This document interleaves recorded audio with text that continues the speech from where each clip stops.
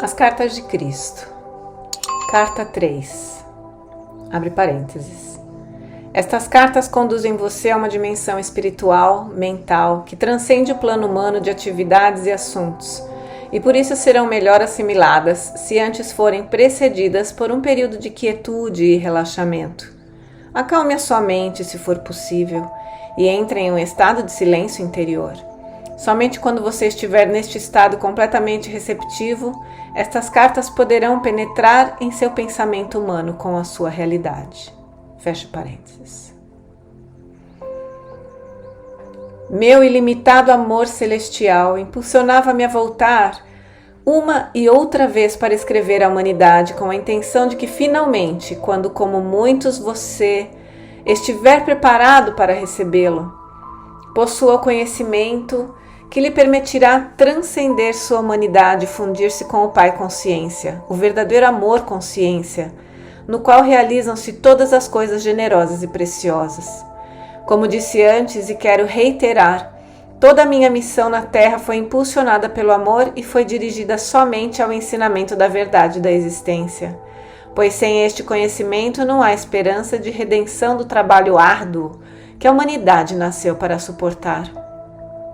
Eu sei que esta afirmação trará muito pesar aos seguidores sinceros e dedicados da religião cristã e àqueles que concentraram sua fé inteiramente na pessoa de Jesus. Mas digo a verdade, para que você consiga desfazer-se da condição humana que o impede de compreender plenamente a verdade universal e a verdadeira natureza da condição espiritual humana que eu chamei de Reino de Deus. Você deve afastar-se dos velhos dogmas de salvação pelo sangue do Cordeiro, a Trindade e outras crenças e vir com a mente perfeitamente aberta e receptiva para a verdade da existência. Nenhuma outra salvação é possível. Deus não pôde salvar você uma vez que, se a humanidade ignora os fatos da existência, continuará cometendo os mesmos erros terrenos até o fim dos tempos, assim criando sua própria enfermidade e miséria. O que você deve entender é que, seja qual for a crença do homem referente à salvação dos pecados, este é um erro humano, posto que a lei de causa e efeito é imponderável e é uma característica natural, inerente e intrínseca da existência. Não se pode separar os efeitos da causa e nem se pode apagar a causa e continuar tendo os efeitos. Esta é a verdade em cada nível do ser. Agora você pode estar suficientemente avançado em seu pensar para poder receber a seguinte verdade fundamental referente à sua existência terrena. A lei de causa e efeito, o semear e colher, é o efeito visível do que você conhece por eletromagnetismo, e ninguém que tenha qualquer conhecimento de ciência poderia esperar que Deus deixasse de lado as leis do eletromagnetismo, as quais são atividade, ligação, rejeição. A atividade, ligação, rejeição, ou movimento, atração, repulsão, são os impulsos fundamentais da existência e da própria consciência humana, os quais originaram suas formas visíveis de vida e são os únicos instrumentos ou ferramentas da criação.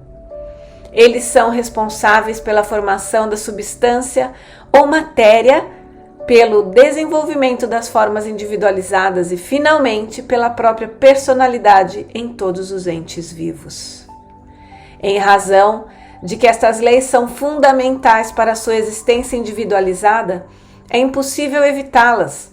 Portanto, você não pode ignorar os problemas inerentes à sua existência individualizada e acreditar que Deus salvará você deles. Sua única esperança de finalmente escapar, de sair do círculo da existência humana, é reconhecê-lo e admiti-lo, e depois trabalhar muito após minuto para transcendê-lo, e por fim fundir-se e fazer-se um, em pureza de mente, coração e ação, com a consciência universal amorosa, o Pai que faz o trabalho amoroso.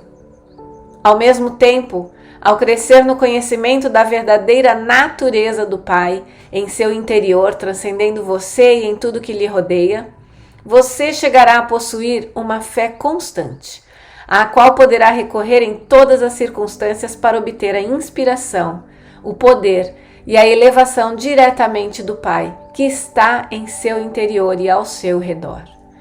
Você chegará a saber que realmente é o Pai quem o apoia e o guia rumo ao reino do Pai Consciência Amorosa.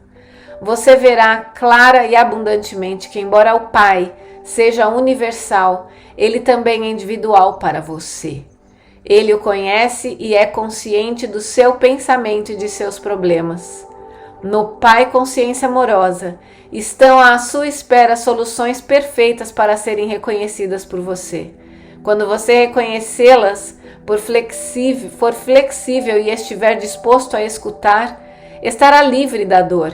Enquanto não estiver disposto a escutar, nunca receberá em plenitude o Pai Consciência Amorosa. Vou contar uma parábola. Imagine uma criança que grita e esperneia porque quer um sorvete. O tempo todo, enquanto faz este barulho, seu pai espera pacientemente à porta de seu quarto para mostrar que trouxe para ela sorvete e fruta. Talvez você pense que esta parábola é improvável e, no entanto, é o que acontece. As mães se lembrarão de ocasiões em que os filhos se mostraram aflitos por alguma coisa e negavam-se a escutar o que elas tentavam dizer a eles, mas elas já tinham a solução, esperando apenas que eles se acalmassem e enxugassem suas lágrimas. Vejo o duro esforço das pessoas, suas lágrimas e minha compaixão é sem limites. Você está sendo escutado, mas no contexto de sua consciência atual há pouco que eu possa fazer. Não posso liberá-lo das amarras e correntes de tantos anos de pensar e agir ignorantes. Vejo a dor que os sermões ignorantes perpetuam nas igrejas, nas celebrações e nos púlpitos. Vejo as nações e seus povos tentando resolver tenazmente a dificuldade que surgem dos valores, culturas e crenças religiosas tradicionais. Vejo as limitações em seu viver diário, a falta de satisfação de suas necessidades e de seus propósitos e o sofrimento que emana das relações de todo tipo. A consciência coletiva que está emanando do mundo é um miasma de temores, ressentimentos, aborrecimentos e turbulência emocional, de desejos apaixonados, vingança e esgotamento. Entrelaçados com a compaixão, a determinação de elevar a consciência do mundo e o empenho na busca do amor incondicional daqueles que receberam inspiração e um grau de iluminação. Aproximo-me das pessoas que me chamam o trabalho com elas para aliviar suas angústias, mas seu esquema mental e suas crenças estão tão fortemente gravadas em seus cérebros que minha verdade não pode alcançá-las para trazer novo conhecimento às suas mentes. Ainda que brevemente e de maneira imperfeita, muitas ouviram, faltou a elas, no entanto, a valentia para aceitar novas ideias e falar claramente. Além disso, não havia chegado o momento certo para atravessar as barreiras da consciência humana para ensiná-las. Mas agora é o momento certo. Vocês entraram em uma nova distribuição de frequências vibratórias que permitirá mais facilmente elevarem-se acima da materialidade da era precedente. Esta afirmação pode parecer estranha, mas há uma reserva de conhecimento referente às energias que vocês ainda não começaram a entender. Neste momento, não há mente terrena capaz de compreender. Para vocês, é possível apenas imaginar o espectro de energia, o que não é verdade. Assim, será de grande ajuda para você se puder aceitar minhas afirmações com confiança, porque elas são a verdade. Você está entrando em novas frequências de vibração pertencentes à consciência humana, que permitirão que siga adiante no desenvolvimento espiritual, mental, que descrevi na carta 1. Como me afastei um pouco do assunto, devo agora reiterar. Você não pode escapar das leis fundamentais da existência, no que se refere ao seu pensar e sentir, semear e colher, do mesmo modo que não pode escapar das leis do eletromagnetismo em seu mundo material, pois o eletromagnetismo é o impulso que produz a lei do semear e colher, do mesmo modo que o eletromagnetismo produz a forma dentro do campo fundamental das partículas de energia. E assim, não é possível continuar acreditando no dogma cristão e ao mesmo tempo tentar seguir estas cartas. O dogma referente à salvação por minha morte na cruz, a trindade, a ressurreição física da morte, o uso do incenso e outras formas estabelecidas de oração são errôneas, e os fatos que agora estão sendo apresentados nestas cartas são a verdade. O dogma e os ornamentos sacramentais são o que se poderia chamar de pretextos para ganhar sua atenção e lealdade, mas obscurecem a verdade de meus ensinamentos. Portanto, estas cartas tinham que ser escritas, a única maneira pela qual eu poderia atingir o mundo, neste momento em que ele está pronto para entrar em uma nova distribuição mental e emocional.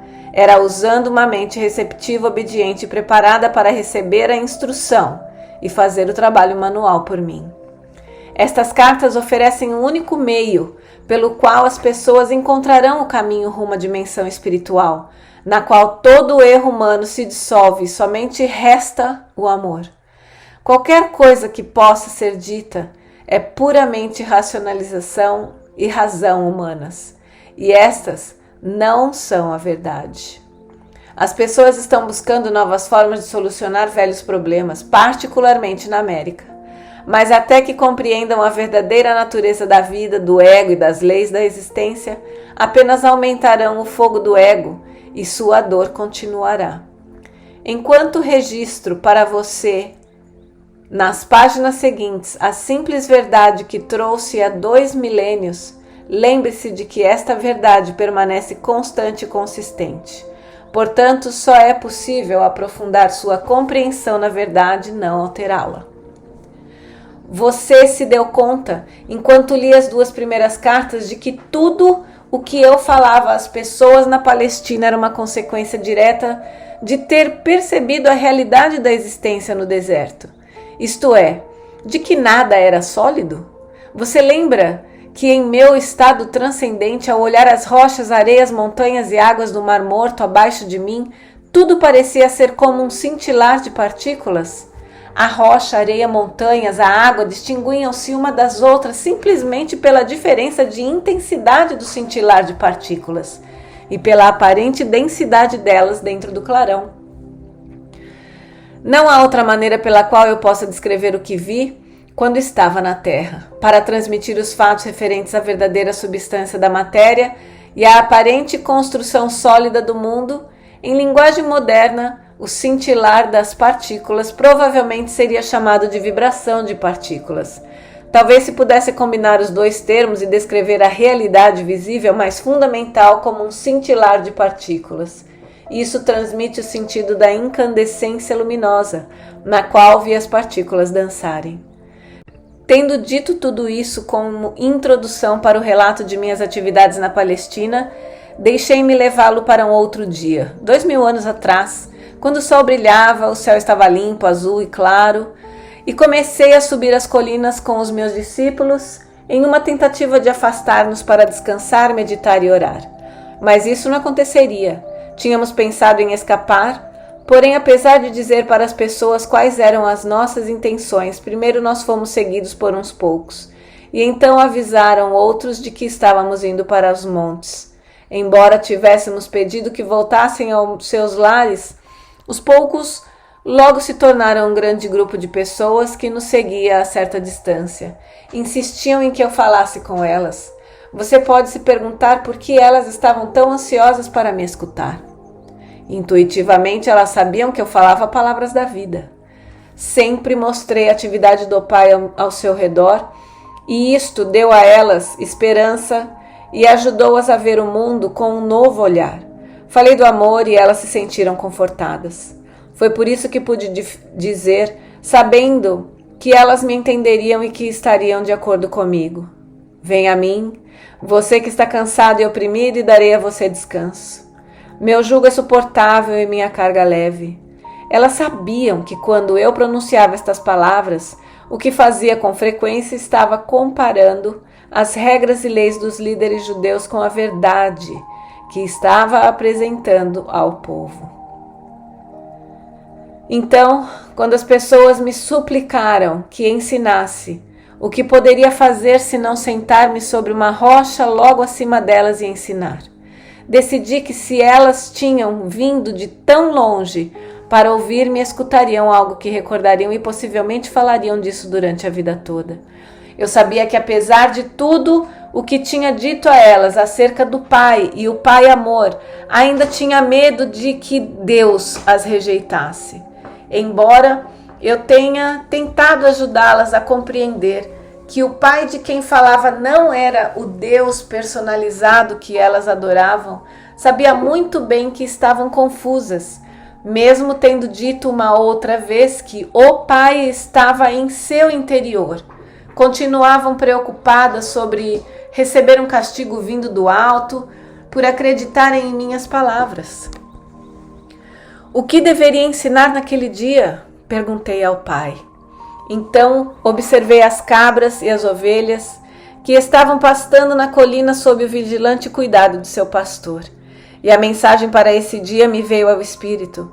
Levantei-me e falei para que os ouvisse minha voz até o fim da multidão. Vejam estas ovelhas e cabras pastando nas colinas. As ovelhas estão num lugar e as cabras em outro. Observem as ovelhas, são pacientes e pacíficas entre si, mesmo quando estão apertadas num canto do curral. Pastam tranquilamente, nunca reclamam o terreno que não é seu. Deixam o pasto curto, mas não o estragam, o que permite que a grama se recupere depois se passarem por cima dela. E o que é mais importante, escutam a voz do seu pastor, quando ele cuida bem delas. Ele as guia para os melhores pastos e dorme junto a elas durante a noite, para que não sejam atacadas por cães e ladrões. Agora olhem as cabras, como brigam e saltam sobre as pedras e entram em lugares difíceis e perigosos. Devoram as sarças e a folhagem das árvores. Elas são espoliadoras. Se não fosse por sua utilidade para o homem, não haveria outro lugar para elas a não ser ficarem amarradas o dia todo ou serem enviadas para o deserto. Vejo-os aí embaixo e sei que no meio de vocês há muitas ovelhas e também há muitas cabras. Houve alguns murmúrios aborrecidos, mas em geral as pessoas se davam empurrões e puxavam o cabelo uns dos outros apontando as cabras, rindo e concordando com a cabeça. Era bom vê-los rir e assim continuei. Vocês podem reconhecer as ovelhas pelos seus lares, pelo modo como convivem com os vizinhos e como são vistas por toda a comunidade. Assim também vocês podem reconhecer as cabras. É possível que elas tenham muitos amigos? Houve um forte clamor de multidão. Não! Seguido de muito riso. O pastor segue as cabras e cuida delas, ou elas têm que cuidar sozinhas e chegar por si mesmas em casa à noite para ser ordenhadas. De novo a multidão ria e respondia de maneiras distintas, algumas muito engraçadas e engenhosas. E assim é com aqueles que são ovelhas e aqueles que são cabras. Vocês recebem a proteção do Pai. Se são ovelhas e não são protegidos, se são cabras porque vão teimosamente seguindo seus próprios desejos todos os dias e possivelmente deixando atrás de si um rastro de destruição, sigam-me. O Pai pode proteger aqueles que são cabras? Digam-me. A multidão estava em silêncio, mas escutando atentamente.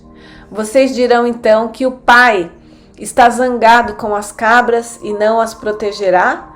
Ou dirão que assim como o pastor cuida de suas ovelhas e cuidaria das cabras se elas permitissem, o Pai ama as ovelhas e as cabras da mesma forma, mas não pode protegê-las igualmente por causa do comportamento natural das cabras? Considerem também os hábitos de alimentação das ovelhas e das cabras. As ovelhas se contentam comendo semente da erva, para a qual seus estômagos estão perfeitamente preparados. Mas as cabras comem qualquer coisa que encontram e não respeitam a sua constituição. O mesmo acontece com aqueles que não cuidam do alimento de suas mentes, pois não têm nenhuma meta fixa ou propósito claro. Como as cabras, não percebem quando o alimento mental é prejudicial ou os leva por caminhos equivocados em suas vidas diárias, ou mesmo os arrasta para um mito nocivo ou um engano perigoso. Eles vão sem rumo recolhendo o equivalente mental de sarças, sapatos velhos, pedaços de pano, folhas, cardos ou ervas daninhas, porque falta a eles bom senso. E um homem perguntou: Mestre, e se uma pessoa é uma ovelha, comete um erro e se vê numa confusão, o pai a abandonará? Respondi com outra pergunta: o que faz o pastor se uma de suas ovelhas cai num buraco, ou escorrega por um barranco, ou se vê aprisionada pelas sarças? Eu digo: o pastor deixa o rebanho e rapidamente vai buscar a ovelha perdida, e não a abandonará até que a traga de volta sã e salva. Assim acontece com o Pai. Nenhuma ovelha pode evitar enganar-se de uma ou outra maneira, mas não duvide que o Pai logo atenderá ao seu balido e a resgatará. E se uma cabra começar a comportar-se como uma ovelha e atender à voz do pastor, então ela também estará sob a proteção do pastor e será cuidada da mesma maneira que as ovelhas. Assim é com vocês e o reino do céu, o reino de Deus. Várias vozes elevaram-se pedindo-se que ensinasse o significado do reino de Deus. O que estou dizendo a vocês não é o mesmo que ouviram de qualquer outro profeta em qualquer tempo. Não tentem entender o que digo pensando no que disseram seus mestres. Eles podem somente repetir o que está nas Escrituras e não possuem nenhum conhecimento pessoal do reino de Deus ou do céu. Deus não está contigo em nenhum lugar, mas está em todas as partes, como estão nos céus e o ar sobre vocês. A Santa Palavra pronunciou a verdade quando disse: em Deus você vive, se move e tem o seu ser. Pois o reino de Deus está acima, ao redor e também dentro de vocês, e vocês podem entrar no reino de Deus. As pessoas exclamavam com impaciência: mas o que é isso? É um estado de mente e de coração no qual você está plenamente possuído por Deus, seu Pai. Quando você está neste estado, o Pai é a cabeça do seu corpo e dirige tudo o que você faz por toda a sua vida. Algumas pessoas resmungavam: como isso é possível? É possível estar tão vazio como do eu, de desejos egoístas, inimizades, raiva, ciúmes, cobiça, de desejo de vingança, que somente Deus fique no controle de sua mente e em seu coração. E depois, o que acontece? Perguntou uma mulher. Então você entra no estado de ser, que é dirigido por Deus.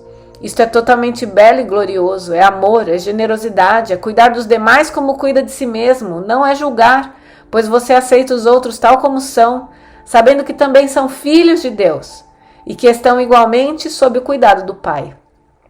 É felicidade sem medida, impossível de descrever, é sentir alegria pela beleza do mundo, é vida sem limite, é energia aumentada, é saúde, é a satisfação de cada uma de suas necessidades, mesmo antes de tê-las. Por que os rabinos não nos contam estas coisas? Diziam várias pessoas reclamando. Porque só eu vi o Pai, somente eu sei como se fizeram o mundo e as leis da existência.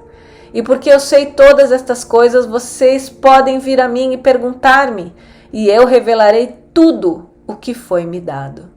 Digo a verdade, aqueles de vocês que creem, compreendem e buscam colocar minha palavra em prática, a cada dia serão salvos da tribulação da humanidade que suporta. Vocês sofrem porque não entendem como foram criados e os verdadeiros propósitos para o qual nasceram.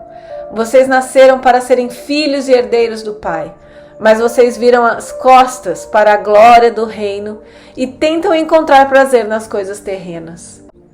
Enquanto fizerem isso, nunca encontrarão o reino de Deus, não entrarão no reino dos céus. Como entraremos no reino? Eu já disse, vocês entrarão no reino dos céus quando se arrependerem de tudo que vocês são em seus corações e mentes. Quando vocês levarem sua maldade ao Pai e pedirem perdão e força para serem limpos de seus pensamentos, palavras e atos malignos e finalmente os abandonem todos. Então poderão ter certeza de que estarão prestes a encontrarem o reino dos céus. Quando alcançarem isto, receberão e perceberão que sua atitude para com os outros estará mudando, pois o Pai estará fazendo seu trabalho amoroso em seu interior. Vocês estarão livres das correntes e amarras dos desejos e atos malignos que antes o aprisionavam e os faziam cativos no mundo. Mais do que isso, compreenderão que o Pai satisfaz todas as suas necessidades. Uma mulher exclamou: Mestre, tenho uma necessidade agora mesmo, tenho fome. As pessoas riram, mas então várias vozes uniram-se à sua, dizendo: Estamos com você há muitas horas. Nos fez andar e andar antes de consentir em nos ensinar. Nós demonstramos que somos boas ovelhas. Não nos ajudará a saciar nossa fome? Percebi que diziam a verdade e senti uma profunda compaixão para com elas. Tinham me seguido não só para que as curasse, mas também porque tinham anseio de saber a verdade, como tinha sido me dada pelo Pai. Eu tinha dito que o Pai satisfazia todas as suas necessidades. Esta seria uma oportunidade para mostrar o poder da fé e o poder que é Deus. Mostraria a elas que nada é impossível quando verdadeiramente se acredita como eu acreditava e percebia. Chamei meus discípulos e pedi que procurassem alguém entre os presentes que tivesse alimento. Encontraram uma criança com pão e peixes e os trouxeram até mim. Afastei-me um pouco da multidão e tranquilamente contemplei o pão e os peixes, sabendo que não eram nada mais do que a mente poderosa de Deus, a substância de toda a matéria, tornada visível. Eu sabia que a mente poderosa de Deus era ilimitada e poderosamente ativa dentro da minha consciência. Sabia que a natureza do Pai era a satisfação das necessidades. Enquanto abençoava o alimento, sentia o poder fluir totalmente pela minha mente, corpo e mãos, e sabia que a fome daquelas pessoas seria saciada. Não sabia de que maneira, simplesmente sabia que seria.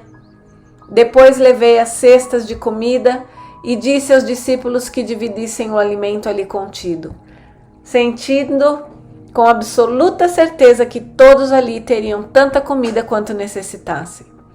Ao cortar o alimento em pedaços e distribuí-lo, o mesmo se multiplicava e assim foi acontecendo até que toda a multidão teve sua fome saciada. Várias cestas ainda restaram com sobras de alimento. Assim, demonstrei que a matéria, tudo que é visível no universo, é mente e consciência tornada visível pela vibração das partículas. Entre parênteses, o que a ciência chama de partículas. Outro. Mudanças na vibração das partículas e, portanto, mudanças na matéria acontecem como consequência das imagens movimento poderosamente dirigidas, disciplinadas, focadas pela energia da mente e consciência. Outro. Quando, com uma consciência amorosa, se age puramente para fazer o bem aos outros, os únicos limites ao trabalho amoroso do Pai no mundo são os limites que a mente do homem coloca nesse trabalho. Outro. Tais mudanças na matéria só podem ocorrer quando a consciência do homem está em perfeita harmonia e unida ao Pai Consciência Universal. Ainda que assombrados por receberem o alimento dessa maneira, as pessoas e meus discípulos não compreenderam como tal coisa tinha se realizado. Apenas puderam concluir que era o maior milagre que tinham visto. Isto também confirmou para eles a crença de que eu era o Filho de Deus.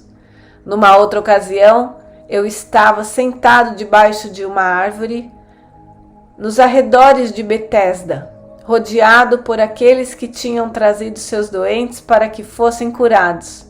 Como sempre, Maravilharam-se ao vê-los recobrarem a vida e a saúde e perguntavam-se como tais milagres podiam ter sido feitos. Outra vez, tentei fazer com que compreendessem o poder da fé. Nos evangelhos está escrito que eu disse que se um homem possuísse a fé do tamanho de um grão de mostarda, poderia mover montanhas. Esta afirmação é uma interpretação errônea do que verdadeiramente eu disse e revela o pouco que meus discípulos e os evangelistas compreendiam dos meus ensinamentos quando nós estivemos na terra. Se alguém tivesse a fé do tamanho de um grão de mostarda, o que isso significa? Como se pode medir a fé de tal maneira? Fé é fé, é um poder de total convicção que toma conta da mente e não pode ser submetida a um tamanho. A fé que surge da sua necessidade de crer em algo, porque tal crença servirá a seus propósitos de algum modo, pode ser poderosa e forte, mas nunca pode ser estimada por um conceito de tamanho. A crença é ainda mais forte. A crença é o fruto do ouvir dizer e da lógica, porque você ouviu alguma coisa e está convencido de que o que ouviu ou leu é verdade. Desenvolve uma profunda crença no que ouviu. Você crê que é verdade. Você crê de maneira total e completa que desafia qualquer contradição. Constantemente eu dizia às pessoas: creiam que receberão e receberão. Contudo, eu sabia que seria quase impossível que as pessoas algum dia tivessem a fé para realizar milagres, pois não importava o quanto explicasse a verdade, elas nunca teriam o intenso conhecimento que me foi dado no deserto.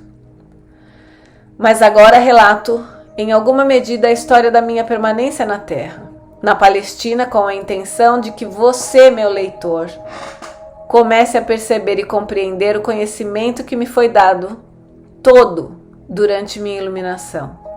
Minha intenção é dar a você conhecimento.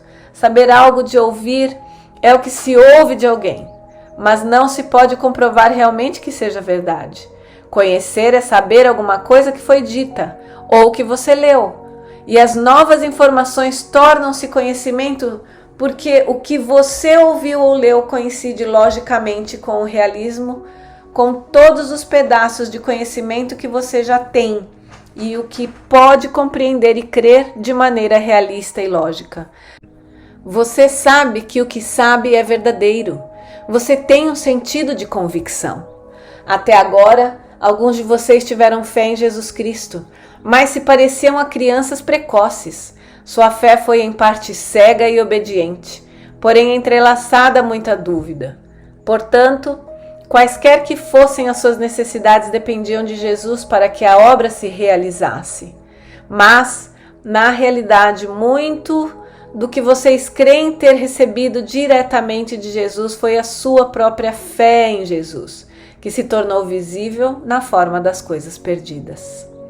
Ainda que esta fé ingênua seja muito importante para seu bem-estar, aqueles de vocês que são capazes de avançar no caminho espiritual rumo à perfeição devem agora alcançar um nível mais profundo do verdadeiro conhecimento sobre a relação entre a mente e a matéria. Sem este alicerce, as pessoas continuarão se emaranhando em mitos religiosos e ficarão aprisionadas na miséria da condição humana. Quando estava na Terra, eu disse a verdade às pessoas, mas ela foi continuamente mal interpretada. O que eu realmente disse sobre a fé foi isto: vejam esta grande árvore, cresceu desde a menor semente que se possa imaginar. Vejam o tronco enorme, os galhos e a sua frondosa copa. Todo este enorme crescimento originou-se de uma pequena semente. Como aconteceu tal coisa? De onde vem toda a madeira da árvore e da frondosidade que a ornamenta? Isto não é tão milagroso quanto os milagres que eu realizo para vocês dia após dia? O crescimento desta árvore não é tão obra do Pai quanto a cura que recebem os enfermos? Pergunto, o que é uma semente? Vocês podem responder-me? Não podem, mas eu vou dizer o que é. É uma entidade diminuta de conhecimento da consciência. É o conhecimento consciente daquilo em que se transformará. É um fragmento de consciência retirado da consciência criativa divina. É um fragmento do poder da mente, procedente do poder mental do Pai, o qual, ao ser plantado na terra e regado pela chuva, começará a vestir a si mesmo como a matéria visível da qual possui o conhecimento do fundo de si mesmo. Este conhecimento é verdadeiro, é firme, é forte e sem desvios. Este autoconhecimento, corporificado na semente, é uma convicção da consciência. Todas as formas de vida surgem deste conhecimento direcionado de si. Uma convicção na consciência. Esta convicção na consciência é o que se separa da terra inanimada e as rochas de tudo o que vive e cresce sobre a face da terra. Onde não existe convicção da consciência ou conhecimento da identidade, não há crescimento. A consciência dentro da terra e nas rochas permanecem como consciência em uma forma adormecida. Portanto, se você pudesse crer no que pede tão profundamente como a semente de mostarda conhece a sua própria identidade, poderia fazer qualquer coisa que quisesse. Se você pudesse levar dentro de sua mente uma semente, o plano aperfeiçoado de seus objetivos mais profundos, e saber, sem qualquer dúvida, que ela pode crescer e chegar à perfeita realização, você poderia ver essa semente maravilhosa ganhar vida própria, que logo se manifestaria em sua vida. E com toda certeza você poderia mover as montanhas de sua vida, essas montanhas que se colocam em seu caminho e o impedem de alcançar tudo o que você deseja. Montanhas que, em momentos de imprudência e de pensamentos mal elaborados, você criou para si mesmo. Se compreendesse a criação e a existência, você poderia viver uma vida de total liberdade, realizações sem limites e alegria transcendente. Busque a compreensão e verá que pouco a pouco a compreensão virá em sua direção. Bata à porta do universo, que dá acesso a Deus, o Pai Consciência Universal, e finalmente você verá a porta se abrir e você terá acesso aos segredos do mundo. Apenas creia e você receberá. Eu também recordava isso a eles, o tempo e a todo momento.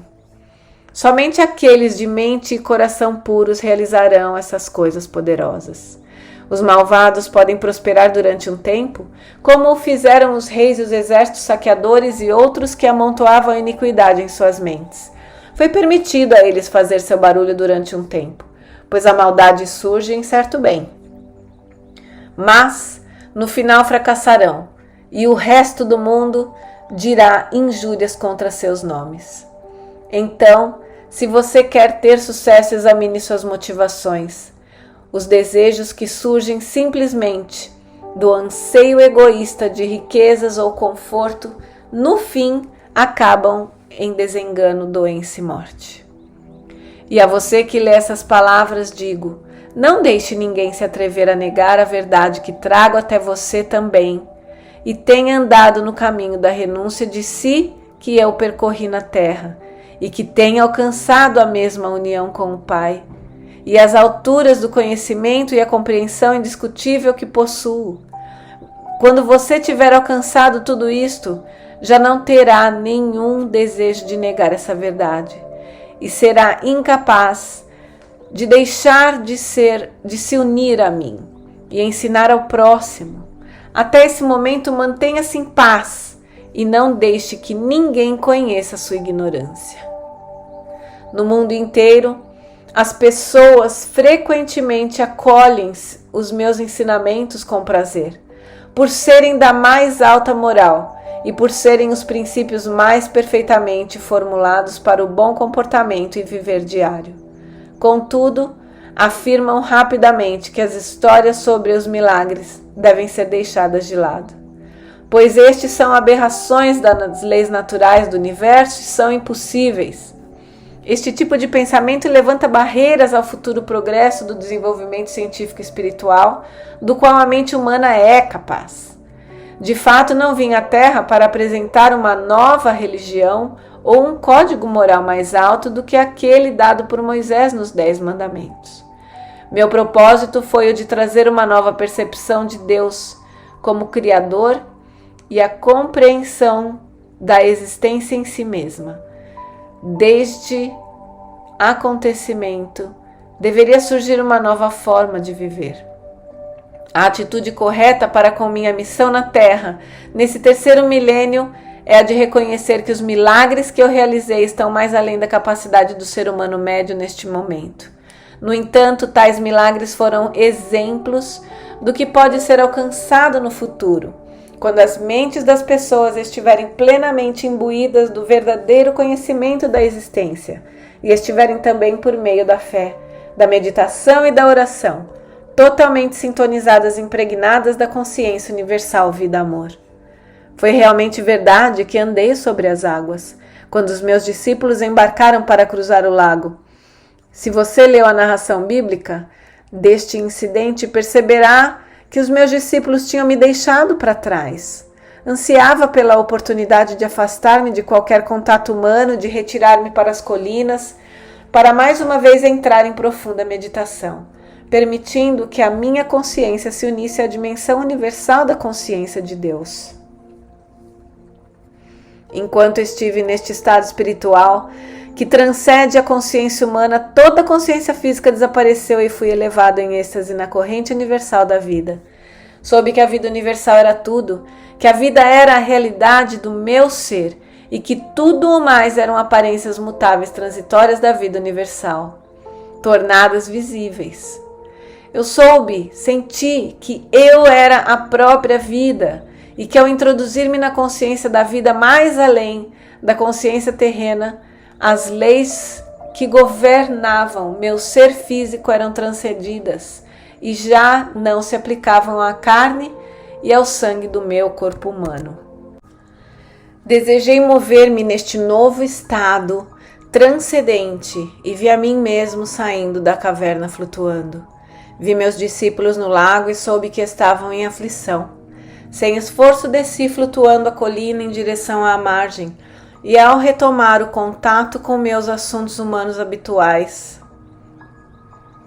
no caso, os meus discípulos, encontrei-me repousando sobre as águas. No entanto, ainda estava no estado em que percebia plenamente que eu mesmo era a vida individualizada e, portanto, que meu corpo estava banhado pelo poder vital, que continuava me deixando mais leve, transformando a estrutura atômica do meu estado físico. Você deve entender que ouvir e pensar no estado de consciência humana e a ascensão à compreensão transcendente da vida universal, quando a consciência pessoal já está afastada da condição corporal e plenamente fundida no Pai Consciência Universal, pertencem a duas dimensões totalmente diferentes do ser. A consciência humana pode receber inspiração do Pai Consciência Universal, mas a inspiração que se recebe se mistura à condição humana e frequentemente é mal interpretada, segundo o conhecimento armazenado que já controla o cérebro e, portanto, os próprios processos mentais. Lamentavelmente, a inspiração que você recebe é contaminada e distorcida por suas atuais crenças fortemente arraigadas. Considere que o estado de percepção e compreensão transcendente emerge da condição física. O cérebro já não está no controle, já não possui influência sobre o estado de percepção transcendente, que é a verdade essencial. Esse estado já não é mais controlado ou afetado pelas crenças humanas.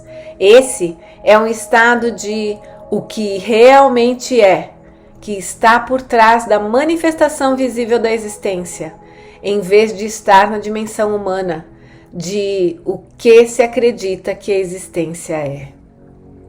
É nesse estado de consciência transcendente que os milagres não são mais do que o trabalho normal da lei universal. Antes de continuar com esta narração de minha vida sobre a Terra, quero destacar novamente que tudo que há no universo é um estado de consciência particular e individualizada tornada visível. Tive que descer do meu atual estado de consciência de amor universal para experimentar de novo minha vida na Terra, que continua impressa de maneira duradoura na energia da consciência do mundo em si, a qual remonta ao momento de sua criação. Você deve compreender que quando deixei meu corpo na Palestina, deixei para trás tudo o que pertencia àquela vida. Tinha cumprido minha missão. Portanto, quando morri na cruz, fui libertado. Fui elevado em luz gloriosa para participar da luz, para ser a luz e para regozijar-me na luz, que é o amor universal, vida, beleza, harmonia, ventura e êxtase. Mover-se entre diferentes níveis de consciência não é tarefa fácil ou agradável. É somente porque minha missão na Terra não ficou completa. Quando morri na Palestina, que volto agora para ajudar você a preparar sua estrada na nova era, uma fase nova da existência individualizada na Terra. Talvez você compreenda o que quero dizer com o desconforto deste empreendimento. Se tentar recordar-se de alguma profunda tristeza que sentiu em sua vida e puder observar que sua reação atual possui quase o mesmo grau de tensão e estresse emocional da ocasião em que tal acontecimento se deu. Refletir sobre algum sofrimento ou tristeza passada trará a você vontade de chorar. Você sentirá a depressão e a antiga angústia retornando ao reviver aquele momento em sua imaginação.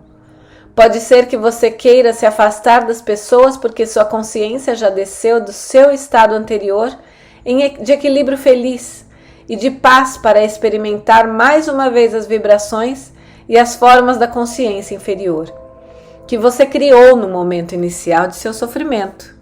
A mudança de ânimo indica uma mudança em suas energias da consciência.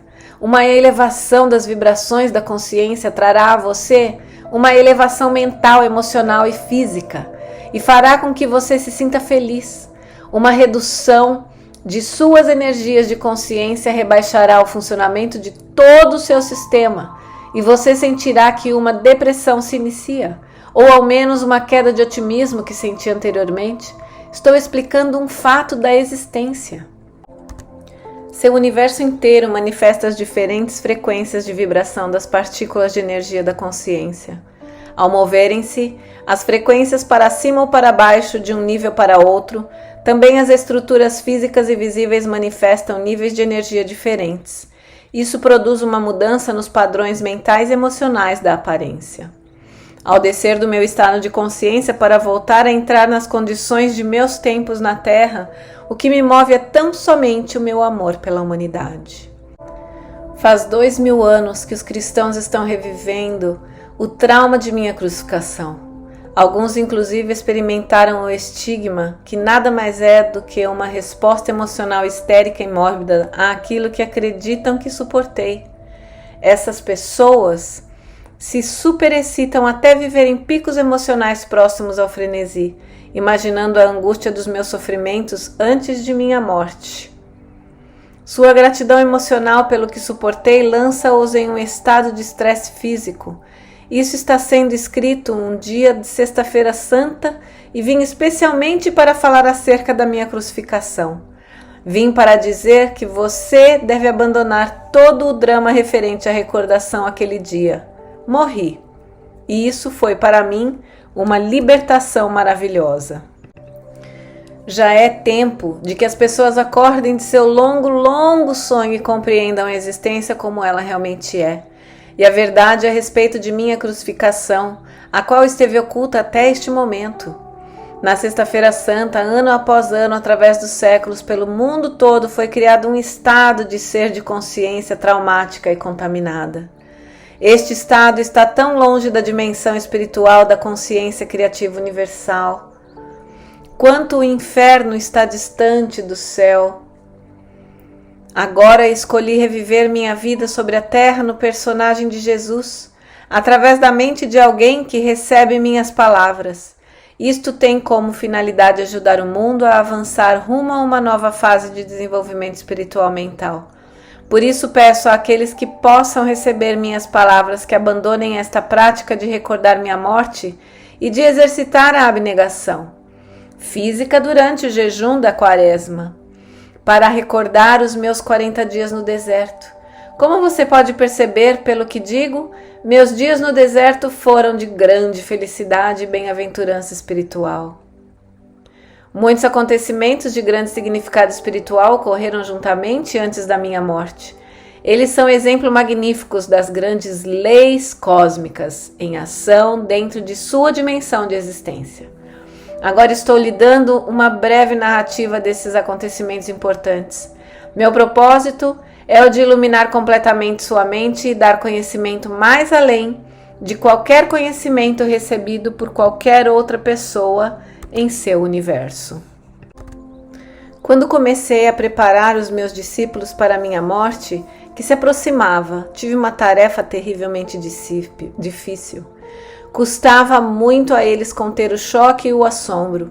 Pensar que eu seria crucificado como um criminoso comum era repugnante, inexprimível. E além disso, não queriam me perder de vista. Tinham-os chamado para seguir-me e abandonar suas vidas, as quais tinham sido bastante prósperas. Tinham abandonado suas famílias e seus lares para refazer suas vidas ao meu lado e de meu trabalho.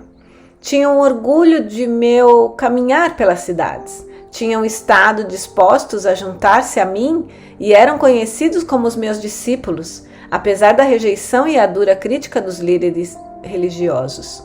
E mais ainda, amavam-me, respeitavam-me tanto pela forma como eu vivia pelos próprios ensinamentos, como pela maneira como curava tantas pessoas, com compaixão e pelo consolo que trazia às suas vidas desventuradas. Acreditavam verdadeiramente que eu era o Filho de Deus. Como o Filho de Deus podia acabar na cruz? Perguntavam-me. Aumentava o espanto com cada pergunta. Era impensável. Sentiam que um tremendo vazio se abria diante de suas vidas, uma enorme cratera na terra onde pisavam e uma vasta extensão de instabilidade e de falta de propósito dentro deles mesmos. Não se atreviam a contemplar a minha futura crucificação, da qual eu falava. Tal acontecimento destruiria tudo aquilo em que tinham acreditado com todo o seu coração. Desta maneira, meus discípulos resistiam muito fortemente ao que eu tentava dizer e afirmavam repetidamente que tal coisa nunca poderia ocorrer. Agi com firmeza contra suas teimosas negativas e finalmente sentiram-se obrigados a silenciar seus argumentos e a aparentemente aceitar que tal coisa poderia ser possível. Disse a eles que depois de minha morte me veriam de novo e que esperava que continuassem o trabalho que eu tinha começado. A dor e as discussões que eu tinha provocado entre meus discípulos também me afetaram profundamente. Não era tarefa fácil ir a Jerusalém, onde o meu destino me esperava. Acima de tudo, perguntava-me se estaria à altura daquele grande desafio para a resistência. Seria capaz de transcender a condição física e entrar no Pai Consciência Universal e ali ficar até morrer? Às vezes eu me sentia profundamente assustado diante do Calvário, mas não me atrevia a revelar esse temor aos meus discípulos. Assim comecei minha última viagem em direção a Jerusalém com grande confusão de sentimentos. Por um lado, estava cansado de curar, falar e ensinar as pessoas que me escutavam boquiabertas e não tinham nenhuma real compreensão do que eu estava a dizer. Tinha pensado que meu conhecimento tornaria as pessoas capazes de sair de sua miséria e pelo menos estabelecer contato com o Pai e obter um vislumbre do reino dos céus. Não havia nenhuma evidência de tal despertar espiritual, nem mesmo entre os meus discípulos. O meu desapontamento e sentido de fracasso trouxeram-me comportamento ao pensar em abandonar a vida terrena rumo à gloriosa existência que sabia que me esperava depois da morte. Ao mesmo tempo, perguntava-me como poderia suportar a dor da crucificação ao longo de minha missão. Meu estado mental era mais ou menos pacífico e consistente, frequentemente em júbilo com os pensamentos focados no Pai Consciência Amorosa, autor de todo ser, sabendo que bastava pedir o que pedisse rapidamente seria manifestado. Eu seria capaz de manter minha serenidade quando fosse apresentado diante do conselho, levado para a crucificação, pregado na cruz com o meu peso pendurado pelas minhas mãos? Como estava dando lugar a dúvidas e temores, o nível normal das frequências de minha consciência estava baixando. Eu estava descendo novamente as frequências da consciência do plano terreno. Voltei a ser vítima de minha antiga agressividade que me incitava a atos irracionais que eu não teria sequer considerado quando estava em meu estado anterior de total harmonia com o Pai Consciência Amorosa. Minhas dúvidas e conflitos se exteriorizavam em minha vida como emoções e impulsos humanos que eram opostos à lei cósmica do amor. Primeiro aconteceu o episódio da figueira. Tinha fome e fui em direção à árvore, não esperando verdadeiramente encontrar frutas, porque não era a estação dos figos. Ao ver que a busca era infrutífera, amaldiçoei a figueira. 24 horas depois, ela havia murchado até as raízes. Foi uma experiência chocante. Era a primeira vez que minhas palavras tinham causado dano a algo. Contudo, mostrou claramente a meus discípulos o poder do pensamento para o bem ou para o mal. Demonstrou que quanto mais espiritualmente evoluída uma pessoa, maior é o impacto de suas palavras no meio ambiente. Aproveitei a oportunidade para explicar aos meus discípulos que eu tinha me comportado de maneira irrefletida, como o faz a maioria dos homens e mulheres que, tendo grandes expectativas, não conseguem o que quer. Essas pessoas costumam reagir com raiva, lágrimas e até com palavras fortes que podem ou não significar um desejar mal ou maldizer a pessoa que tenha negado o que eles desejavam. Eles já tinham visto por eles mesmos o que a minha maldição tinha causado à figueira. Agora deveriam compreender que, tendo uma forte convicção, poderia ser concedido a eles qualquer coisa que pudessem desejar ou imaginar, mas também deveriam estar constantemente conscientes da sua própria condição mental e emocional. Não deveriam guardar rancor dos outros, mas sim perdoar rapidamente, do contrário poderiam causar muito mal àqueles com quem estivessem ressentidos. E isto seria desenvolvido a eles, no devido tempo, como a colheita do que semearam. E mais ainda, tal como é a semeadura, assim é a colheita. Sabia que o que eu tinha causado à figueira inevitavelmente retornaria para mim de uma ou outra maneira. Então levei os meus discípulos para o templo. Muitos anos tinham se passado desde que eu tinha estado lá e sabia que a minha visita serviria para desencadear os acontecimentos que levariam à minha crucificação. Algumas pessoas me reconheceram e comecei a ensinar em resposta a seus pedidos. Foram se juntando mais pessoas e os agiotas se amontoaram, começando a reclamar.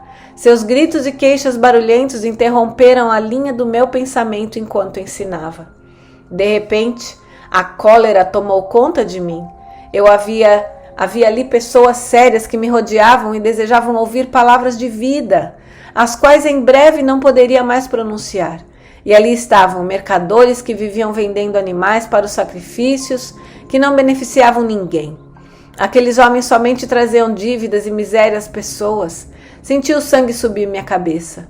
Empurrei as mesas espalhando dinheiro e expulsei do templo os homens de coração duro. Então houve uma tremenda comoção de gritos e lamentações. Alguns brigavam para apanhar o dinheiro. Os mercadores amaldiçoaram-me, chamando-me de malvado, dizendo que eu fazia o trabalho de Belzebu e outros 1000 demônios mais. Os sacerdotes, os fariseus e todas as pessoas que valorizavam os sacrifícios do templo vieram correndo para averiguar a causa do barulho e da confusão. Ouviram a história dos mercadores e se sentiram tão ofendidos com meus atos que se lançaram aos gritos em condenações e lamentos para assim impressionar os sacerdotes. Cada um protestando mais alto do que o seu vizinho, demonstrando seu horror pelo que eu tinha feito. Nunca antes tinham se visto tal coisa no templo. Até mesmo aqueles que antes tinham que me escutado, estavam incomodados pela minha obstinação e se perguntavam que tipo de homem eu poderia ser. Estavam juntos, vendo os acontecimentos quando os sacerdotes e fariseus se aproximaram e os convenceram de que eu tentava destruir tudo aquilo no que acreditavam, pregando um Deus falso, totalmente contrário a qualquer coisa que tinham ouvido falar nas sinagogas. Os sacerdotes passaram a eles a sua própria raiva ultrajada e convenceram-nos de que meu pecado também se os contaminaria, se continuassem a dar ouvidos às minhas loucuras. Aos poucos, as pessoas se convenceram de que eu era uma má influência e que deveriam afastar-me do caminho antes que eu pudesse transtornar a paz do país e atrair a ira do governador romano sobre toda a Palestina. Meus discípulos, envergonhados pelo que eu tinha feito, sigilosamente deixaram o lugar e esconderam-se entre as ruelas a alguma distância do templo. Quando mais tarde regressaram para onde eu estava, demonstraram claramente que estavam profundamente incomodados com os meus atos. Perguntavam-me se eu tinha perdido o juízo, ou se tinha ficado louco profetizando minha morte e depois fazendo aquelas coisas que provavelmente a provocariam. Foi nesse momento que Judas, aquele que nunca havia abandonado verdadeiramente suas crenças judaicas, começou a duvidar de que eu fosse verdadeiramente o Messias.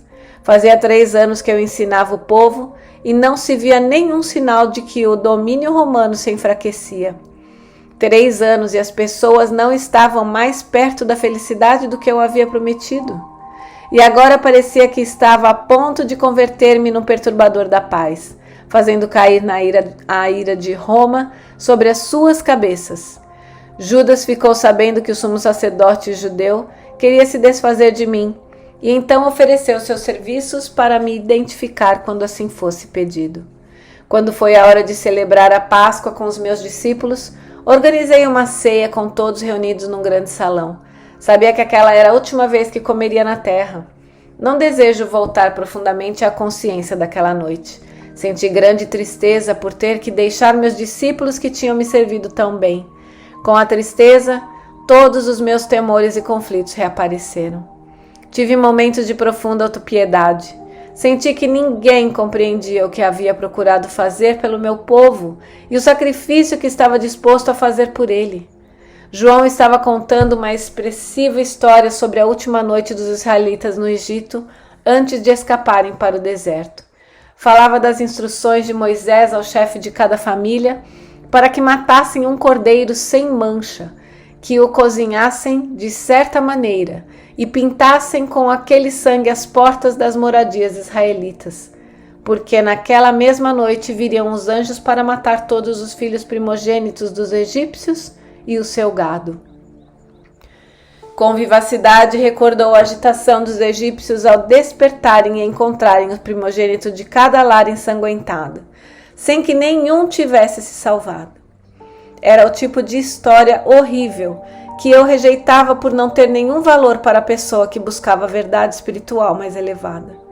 Eu me perguntava até que ponto meus discípulos realmente tinham entendido quando eu falava de que seu Pai Celestial, o seu amor por toda a humanidade, como podiam entusiasmar-se com o pensamento de anjos matando os primogênitos dos egípcios, quando eu tinha dito com toda clareza que Deus, o Pai, era amor? Mas os judeus sempre haviam se preocupado com o derramamento de sangue para redimir seus pecados. Até mesmo Abraão, o fundador da nação israelita, convenceu-se de que devia levar o seu único filho ao deserto, matá-lo e oferecê-lo em sacrifício a Deus. Um pensamento pagão e revoltante. Pensei nos sacrifícios de animais no templo. Amando a todos os seres vivos da criação como eu amava, esta prática era para mim uma abominação. E agora eu estava a ponto de ser levado para a morte porque tinha me atrevido a pronunciar as palavras da verdade. E quando considerava o tão pouco do meu conhecimento que tinha conseguido transmitir, perguntava-me por que eu tinha sido enviado em tal missão.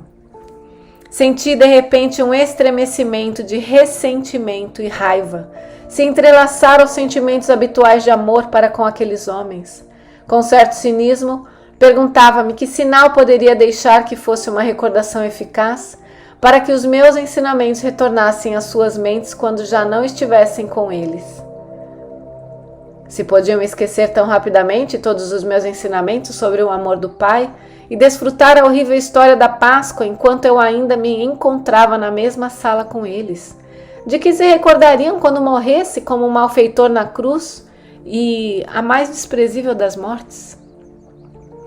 Depois pensei que se o derramamento de sangue os comovia tanto, daria a eles sangue para que se recordassem de mim.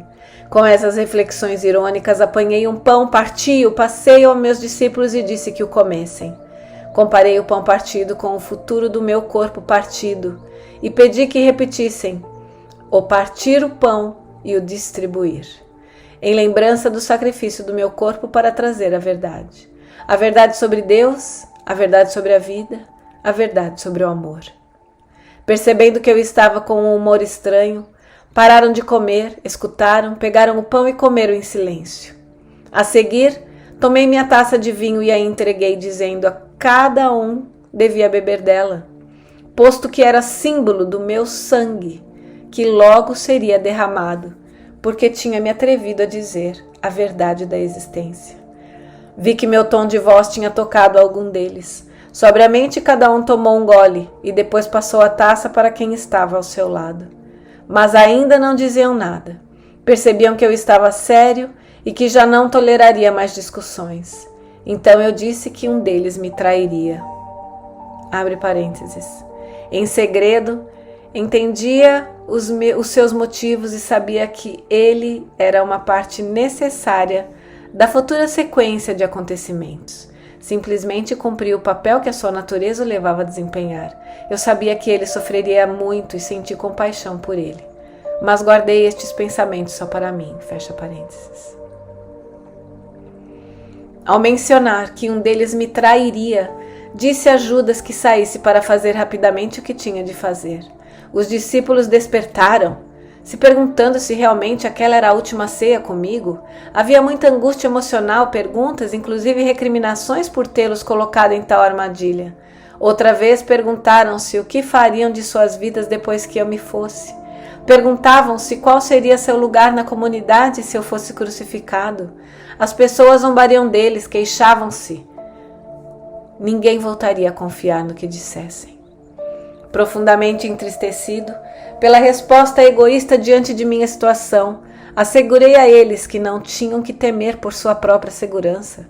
Deveriam abandonar-me e não haveria ligação entre eles e a minha crucificação. Sugeri que depois de minha morte se dispersassem e voltassem para Galileia. Pedro comoveu-se profundamente e reagiu com violência, negando que algum dia me abandonaria. Mas é claro, foi o que ele fez. Mesmo depois de todo o amor que tinha por meus companheiros e de tudo que desejava obter para eles, naquele momento de minha própria necessidade, ainda encontrava tal falta de compreensão, até resistência. Sua única preocupação era sobre o que poderia acontecer a eles. Não houve nenhuma palavra amável, oferecimento de ajuda ou angústia pela minha dura prova futura. Como era duro o coração humano, pensei. Quantos penosos séculos teriam me passar antes que a humanidade pudesse ir mais além da sua própria dor e sofrimento para sentir talvez uma faísca de amor e compaixão para com os outros desafortunados que se encontrassem numa situação pior do que a deles. Porém, ainda que profundamente decepcionado e mesmo machucado por suas reações egoístas, compreendi-os e procurei dar aos meus discípulos coragem para enfrentar o futuro. E assegurei que sempre estaria com eles, mesmo quando estivesse fora de suas vistas. A obra que eu tinha começado seria promovida além. Não os deixaria sozinhos. Conheceriam e sentiriam minha presença e isso os consolaria. Disse que se agarrassem à recordação do tempo em que eu tinha estado com eles. Alertei que haveria muitos que continuariam o caminho com o conhecimento que eu havia dado, mas que estranhos buscariam acrescentar a voz da tradição e da razão aos meus ensinamentos. Minhas palavras seriam tão distorcidas que finalmente já não revelariam a verdade original que eu havia trazido ao mundo. Quando disse que isso aconteceria, afligiram-se. Foram mesmo tomados pelo pânico, que, aliviado ao ver que os meus ensinamentos não tinham sido em vão apesar de tudo, que não tinham entrado em ouvidos totalmente surdos, pediram-me que contasse mais, mas levantei as mãos e disse que isso era tudo o que eu podia dizer. Nesse ponto, senti que havia dito tudo o que eu tinha querido dizer enquanto estava na terra, e que meu discurso aos homens havia sido cumprido. Tudo o que mais profundamente desejava era retirar-me em silêncio e encontrar paz e conforto em meu contato com o Pai. Deixamos o salão e fomos andando até o Monte das Oliveiras, mas o estado de meus discípulos era de conflito interno, temor e dúvida. A maioria deles foi embora para unir-se com suas famílias e amigos que estariam celebrando sua própria Páscoa. No jardim havia uma rocha especial, cujo formato lembrava uma pequena caverna. Gostava de refugiar-me do vento dentro dela, de modo que ali me sentei e orei, buscando um caminho para a grande harmonia que já havia desfrutado no passado. Sabia que quando me movesse para sintonizar-me com o Pai Amor, meus temores se dissolveriam e estaria no estado de paz e de total e absoluta confiança. À medida que senti o poder do amor entrar em mim e tomar posse de minha consciência humana, assim também a força para suportar o que viria sobre mim tomou conta do meu coração. Seria capaz de permanecer dentro do amor e dar amor aos outros até o fim. E assim foi. Nem sequer tentarei voltar a entrar no estado do julgamento e da crucificação. Isso não tem importância.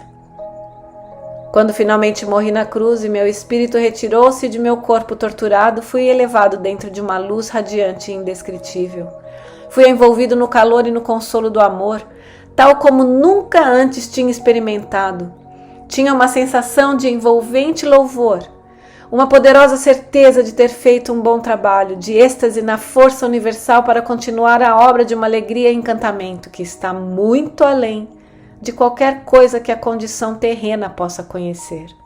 Entrei numa nova e maravilhosamente bela forma de viver, mas permaneci decente, em consciência para manter-me em contato com as pessoas que tinha deixado para trás.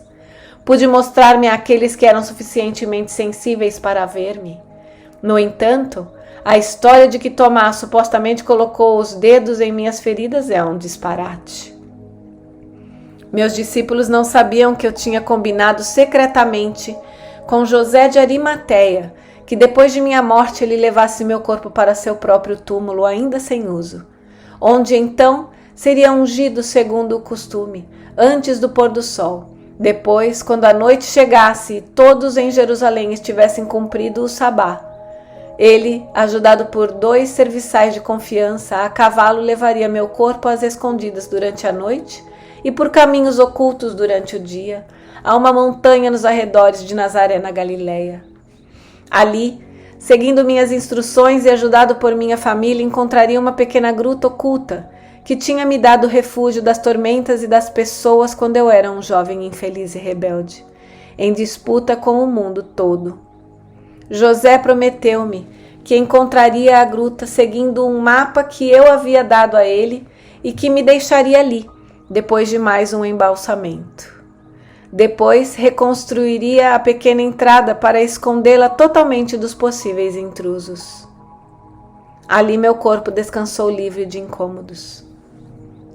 Foi dito que meu corpo ressuscitou dos mortos.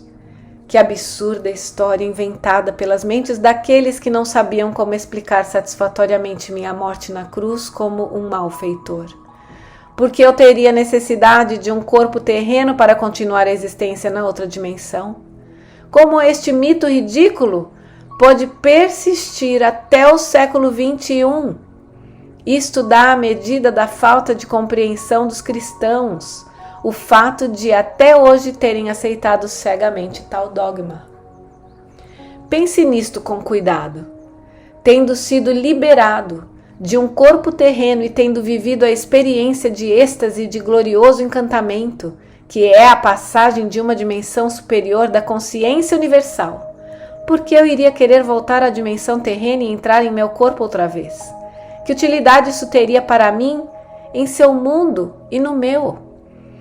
Enquanto a substância física do meu corpo durante a vida na Terra poderia ser espiritualizada quando estivesse perfeitamente harmonizada com o Pai Consciência Amorosa, meu corpo não seria um transtorno e impedimento para as minhas viagens posteriores dos reinos espirituais superiores?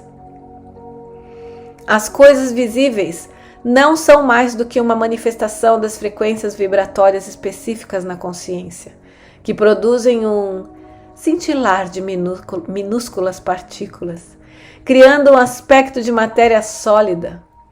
Cada substância visível possui sua própria frequência vibratória única. Uma mudança na taxa de vibrações produz uma alteração na aparência da matéria.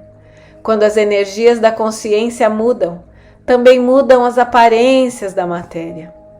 Portanto, era possível que eu me concentrasse e baixasse as frequências de minha consciência a tal ponto que minha forma se tornasse visível ao olho humano. Podia retornar aos meus discípulos e ser visto por eles, e assim o fiz. Amava-os mais do que nunca e devia a eles tanto consolo e apoio quanto era capaz de dar depois de minha morte.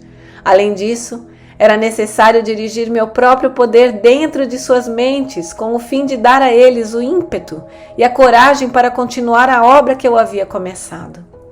Porém, quero que você saiba que a consciência individualizada, que tenha ascendido em frequências vibratórias até os portais da dimensão criativa universal, transforma-se em luz individualizada, uma consciência individualizada, que não necessita de nenhum corpo para expressar e desfrutar de tudo o que a consciência gloriosa possa conceber nos reinos espirituais mais altos. É um supremo estado de ser e de encantamento sem nenhuma das necessidades, desejos ou impulsos experimentados por aqueles que não tenham ido mais alto e além do ego. Enquanto você vive na Terra, sua mente permanece ancorada em certos padrões de frequências vibratórias, presa num corpo que tem suas próprias necessidades. Se a sua consciência verdadeiramente se elevasse para mais além destes padrões, seu ser terreno desapareceria. Quando eu estava preso num corpo, também estava, em grande medida, confinado a estes padrões de frequências vibratórias e de consciência. E mais, a imaginação sozinha não pode elevar-se além de suas experiências passadas. E, portanto, você está confinado em seu passado, que você projeta para o seu futuro. Contudo, pouco a pouco você será guiado por aquelas mentes que são suficientemente sensíveis para entrar nas dimensões espirituais mais altas e que podem mover-se mais além dos seus atuais limites de consciência. Elas registrarão para você essas maravilhosas experiências e estados do ser mais além dos seus, aos quais você mesmo poderá aspirar, de modo você irá adiante em níveis ou passos de desenvolvimento espiritual. Cada passo traz a você uma visão mais elevada do que pode ser alcançado, e a partir desta visão você formula uma nova meta. Com esta meta sempre presente, você trabalha para purificar-se da influência contaminadora dos impulsos de ligação, rejeição da existência terrena.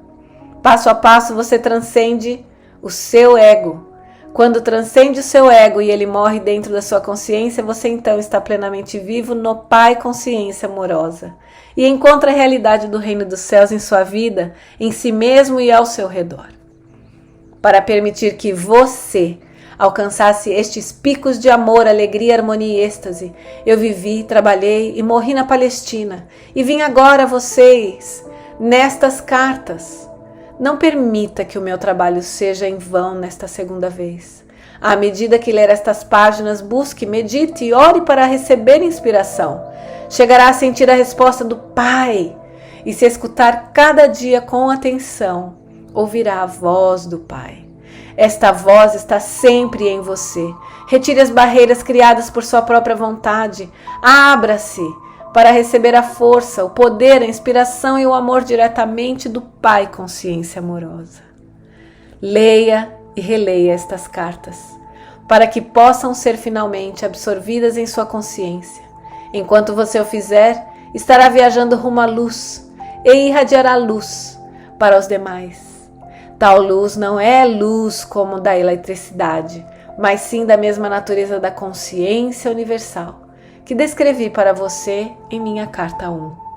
Portanto, enquanto irradiar a luz, irradiará o amor incondicional. Você promoverá o crescimento e o desenvolvimento espiritual de qualquer outro ser vivo.